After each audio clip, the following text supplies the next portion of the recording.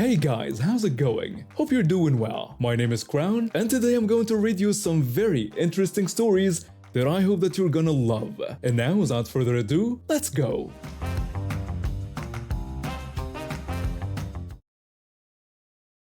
At my husband's family annual dinner, every year, it's the same drama with his youngest sister. She's got a drinking problem and can't drive, so someone always has to drive her around. Last year, the oldest sister had to play chauffeur. She didn't get to spend much time with the family because her baby sister kept whining about wanting to go home. This year, my husband volunteered to drive her. He thinks she'd be more considerate, especially since we're all getting older. We even lost the oldest brother last year. So there we were at the restaurant. The second baby sister finished eating. She started fidgeting and looking around. Baby sister says, "I'm ready to go now." I couldn't believe it. I turned to her and said, "You can't bully him into leaving like you do with your sister." My husband tried to calm her down. "Relax, let me finish eating." Next thing I know, she's asking the oldest brother's widow to help her in the bathroom. I had a bad feeling about it, but I didn't follow them. I wish I had. A little while later, my husband was ready to leave, and we all got in the car, including the baby sister.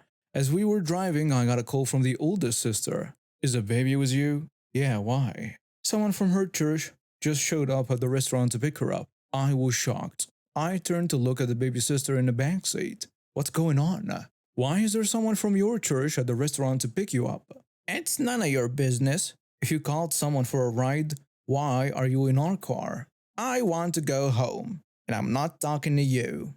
And that's when I lost it. Fine, then hear this. You're obnoxious with your entitlement. Just because you're the baby sister, by minutes, mind you, you think everyone should be your chauffeur, pay for your food, buy you drinks, or let you finish their beer? If you don't get your way, you figure out who to manipulate next. She just sat there, silent and sulking. As we got off the interstate, we saw a homeless woman yelling on a street corner. "Look, there is your future if you don't shape up." "How dare you? You can't talk to me like that." "I just did.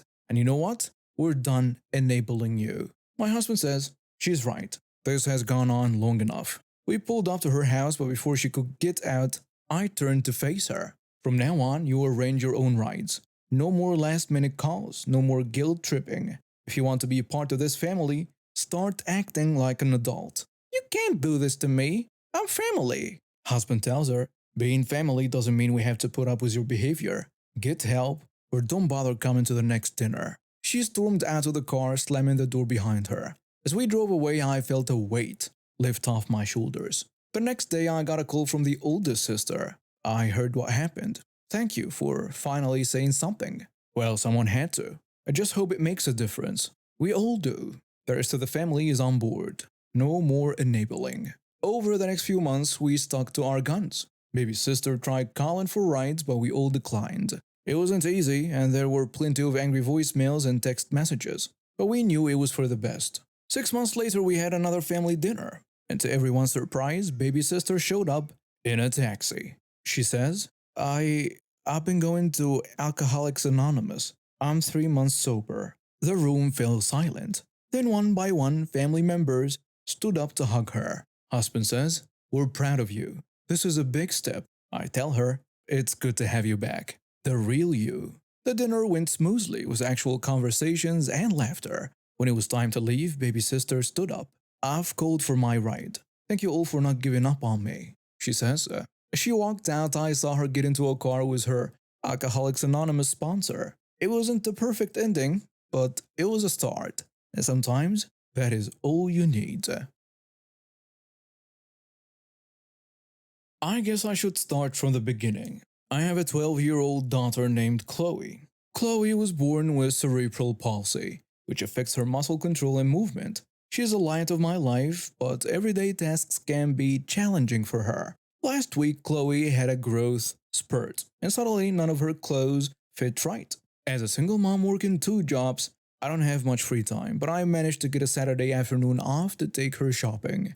It's not easy finding clothes that work for Chloe's needs, so I was relieved when we found a store with a good selection of adaptive clothing. We picked out a few items and headed to the fitting rooms. The store was busy, but the attendant was kind enough to give us the larger accessible stall. Chloe was excited to try on her new clothes, but it takes us longer than most people. I have to help her in and out of outfits, and we need to make sure everything fits comfortably with her leg braces. We've been in there for about 15 minutes when I heard a commotion outside. I didn't think much of it at first, focusing on helping Chloe with a pair of pants. And that's when it happened. The door to our fitting room suddenly burst open. A woman with a scowl on her face and a teenage boy behind her stormed in. I instinctively moved to cover Chloe, who was only in her underwear. "Excuse me? This room is occupied." The woman, who I will call Karen because that's exactly who she was, ignored me completely. "You've been in here forever. My son needs to try on his clothes now." I was shocked. Not only had she barged in on us, but she was trying to kick us out of a clearly marked women's fitting room for her son. "Ma'am, this is a women's fitting room. Your son cannot be in here, and we're not finished yet." "I don't care. You've had long enough. Some of us have places to be." Before I could respond, she reached out and grabbed Chloe's arm, trying to pull her towards the door. Chloe cried out in pain and fear. "Mom!" That was it. Mama Bear mode activated. I shoved Karen as hard as I could, sending her stumbling out of the fitting room. I slammed the door shut and locked it. Karen shouting from outside, "How dare you push me? I am calling the police." I could hear a crowd gathering outside, murmuring and asking what was going on. I held Chloe close, trying to calm her down. "It's okay, sweetie. I won't let her hurt you." "Why was she so mean, Mom?" I didn't have an answer for that. We quickly got Chloe dressed and I took a deep breath before opening the door. Karen was still there, angry as ever. The moment she saw us, she charged forward. "You assault me and then hide? I'll teach you a lesson."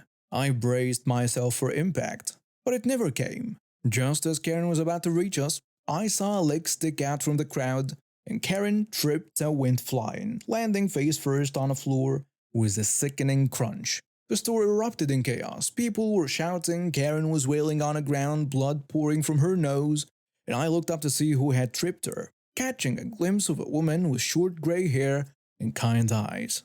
She gave me a small nod before slipping away through the crowd. Store security arrived first, followed closely by the police and paramedics. As the EMTs tended to Karen's broken nose, I gave my statement to the officers. Several witnesses came forward, including the fitting room attendant, all confirming my version of events. Officer says, "Ma'am, would you like to press charges?" I looked at Chloe, who was still shaking but trying to be brave. Then I looked at Karen, who was glaring at me even as the paramedics worked on her nose. Yes, I would. Karen shrieking, "You can't do that. She assaulted me first." "Ma'am, we have multiple witnesses and security footage. You are under arrest for assault, attempted battery, and public indecency." As I led Karen away in handcuffs, I felt relieved. The store manager approached us looking apologetic. "I am so sorry this happened. Please choose whatever you like from the store free of charge." I was grateful for the gesture, but all I wanted was to get Chloe home. As we were leaving, I scanned the crowd one last time for our mystery hero, but she was nowhere to be seen. On the drive home, Chloe was quiet for a while before speaking up. "Mom, why do some people act like that?" I sighed, trying to find the right words. "Some people, sweetie, forget that everyone has their own struggles and needs. But remember, there are also good people out there, like the woman who helped us." Chloe nodded, seeming to understand.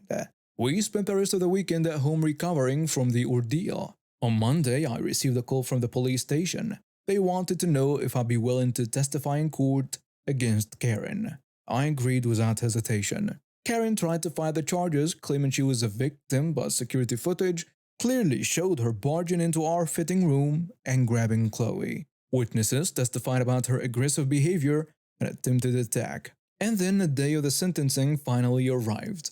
The judge says, "In light of the evidence presented and the defendant's lack of remorse, I hereby sentence the defendant to 6 months in jail, followed by 2 years of probation. Additionally, the defendant is ordered to complete 200 hours of community service at a center for individuals with disabilities." And regarding the woman that tripped Karen that day and saved us, we never saw her again. But her simple act of kindness had a lasting impact on our lives. We still go shopping together, but now we do it with our heads held high, knowing that for every Karen in the world, there are countless others who will have our backs. And who knows? Maybe someday we will be the ones extending a helping hand or foot to someone else in need. Okay, so I, a 16-year-old girl, just got my first job a month ago. Last week, I received my first paycheck, which was really exciting.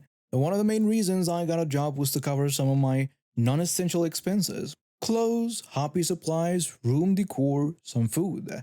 Since my mother, a 52-year-old stay at home mom, always has been, and I didn't want to be a burden for my 56-year-old father. Before I received my first paycheck, I have budgeted exactly how much I wanted to spend and what I wanted to spend it on, as I didn't want to blow it all. My plan was to save at least half and spend what I didn't save. I admit I did spoil myself a bit. I got some new clothes, a new sewing machine, and I'm going to get my nails done.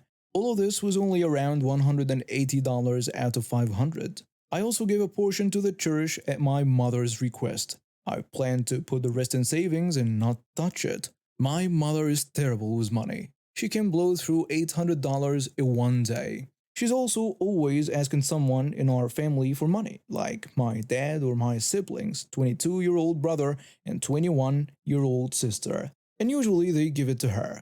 But my sister's rent has gone up and her work hours has been cut, so she doesn't have money to give out like she used to. My brother isn't working because he's only home for the summer. My father also has some new expenses to pay, so basically nobody has handouts for her anymore. So she decided to come to me. Since I received my paycheck, she's been acting kinda weird. When I got it, she wouldn't leave me alone until I told her how much it was, even though I wasn't comfortable sharing that information with anyone. Then she started talking about how, in her culture, I'm a first generation American. A child's first paycheck is given to the parents as an offering and a way to show thanks for raising them. I told her it's a good thing I wasn't born where she was, so I don't have to do that. I thought she would stop, but then she brought up how it's been so long since she got a pedicure. It's been literally 3 weeks. I said okay, and then she asked if I would pay for it. I gave her $30. This is how much our regular nail salon charges for pedicures, and she got upset and said it wasn't enough. I told her that I didn't have any more to spare and she said I was being greedy. Okay, whatever. Then she went grocery shopping, which she paid for as usual with my brother's assistant program card. I got a few snacks/ingredients and my food came up to about $27, which isn't bad since I share my snacks with my siblings and cook for them too. But then my mother started complaining. If you're going to eat all that, then you're going to have to start paying for it too. It's rude to try and bankrupt your brother. I was upset that she was making comments on my eating habits. She's always making comments about my body. And also frustrated that she was trying to get more money out of me. So I just told her to put all my snacks and stuff down and that I didn't need them really anyway. She got even more upset and said I was making a scene and being spoiled, but I just ignored her. The thing is though, it's not just her. My father is acting like this too. First, I took a shower. I do take kind of long showers, usually 30 minutes. But this was never a problem until now. He literally stormed into the bathroom. He actually slammed the door open. It's super uncomfortable for me, but whatever. And he told me that if I was going to be wasting his water, then I was going to have to start pitching in for the water bill. He was serious. So now I don't shower when he's home to avoid conflicts like this. Then he told me to give him $50 to send to his family back home. I asked if he would pay me back and he said he shouldn't have to since he's never asked me to pay him back for raising me. Basically, I don't know, maybe I'm actually just being too stingy. They are not wrong that they never asked me to pay them back for raising me, so maybe I do owe it to them. But also, I really don't make that much, and I think I should be allowed to spend my money how I want to. I am literally going into my senior year, which is so expensive already, and I don't want to spend all my money in case of an emergency. I just really want to save, and they are not letting me do that. But I don't know if they are entitled or maybe I am. Sorry if this is too long. ETA. Oh my gosh, I don't know how I forgot this since this was actually really upsetting and the whole reason I made this post. A few days ago, I fell asleep on a couch with my phone unlocked, I guess. Right after I dozed off, I felt someone grab my phone, which was next to my head. I woke up, looked at her all confused, and asked her to give it back, and she did. But she forgot or doesn't know how to close recently used apps. So when I opened the phone, I saw that she had opened the money transfer app. I don't want to accuse her of anything, but I feel like if I had woken up any later, she probably would have sent herself money or something. I don't know, that was really weird. Been working at Joanne Fabrics for about 6 months, and let me tell you, it wasn't a dream job I'd imagined when I first started college. But hey, it paid the bills and gave me some spending money while I pursued my degree in graphic design. The uniform wasn't exactly fashion forward. A dark green polo was a company name and a matching apron. Not terrible, but not great either. It had been a long day at work filled with picky customers and endless restocking. All I wanted was to grab some groceries and head home to crash. So I stopped by Publix on my way. Big mistake. I was standing in the snack aisle debating between tortilla chips and pretzels when I heard someone clear their throat behind me. Loudly. Like unnecessarily loud. I figured I was blocking something, so I shuffled a few steps down the aisle. And that's when I heard it. That tone. You know the one. Entitled, impatient, and just a hint of condescension. Excuse me, where can I find the organic quinoa? I turned around ready to explain that I didn't work there when I realized she'd already assumed I did. Maybe it was a green polo, who knows? Being the nice person I am, or was before retail sucked the life out of me, I decided to help anyway. I think it might be in the health food section, but I'm not entirely sure. You think? Shouldn't you know? What kind of employee are you? Actually, I don't. Never mind, just go find out where it is. Now. And that's when I snapped. 6 months of dealing with entitled customers at Joanne's had worn me down, and I wasn't about to take it from someone when I wasn't even on the clock. No, you can find it yourself. I don't work here. I walked away, leaving her sputtering in disbelief. I thought that was the end of it, but boy was I wrong. About 10 minutes later, I was in the dairy section trying to decide between almond milk and oat milk, because apparently that's what being an adult is all about. When I saw her again, she gave me a nasty look. Before she could say anything, a man in a bright green polo, an actual Publix employee, turned into the aisle. Karen zeroed in on him like a shark smelling blood.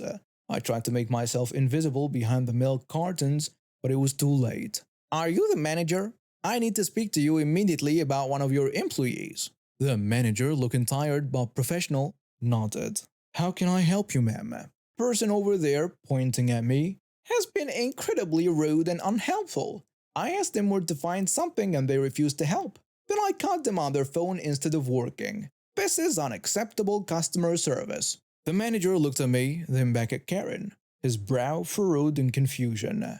Ma'am, are you sure you're talking about this person? Yes, the one in the green shirt. They've been nothing but lazy and disrespectful. The manager took a deep breath and I could see him summoning all his patience. Ma'am, I am sorry for the confusion, but that person doesn't work here. Our employees wear bright green polos, not dark green, and they certainly don't wear aprons with other company logos. Karen's face went through a series of emotions: confusion, disbelief, and then anger. That is ridiculous. You're all lying to cover for a lazy employee. I want to speak to your supervisor. The manager, bless his soul, stood his ground. Ma'am, I am the supervisor on duty. I can assure you that this person is not an employee of Publix. Now, if you'd like help finding something, I'd be happy to assist you myself. Karen looked like she was about to explode. This is outrageous. I've never been treated so poorly in my life. I'm going to call corporate and have all of you fired. She stormed off, her cartwheel squeaking in protest as she pushed it aggressively down the aisle. The manager turned to me, looking apologetic. I'm so sorry about that. Are you okay? Yeah, I'm fine. Thanks for handling that. I tried to tell her I didn't work here, but she wouldn't listen. Don't worry about it. It happens more often than you think. Can I help you find anything to make up for the trouble? I smiled and told him, actually, yeah. Do you know where I can find the organic quinoa? We both laughed and he showed me to the right aisle. As I finished my shopping, I couldn't help but feel a little satisfied. Karen might have ruined my peaceful grocery trip, but at least she'd made a fool of herself in the process. And now we have reached the end of today's stories. Thank you for watching and see you next time.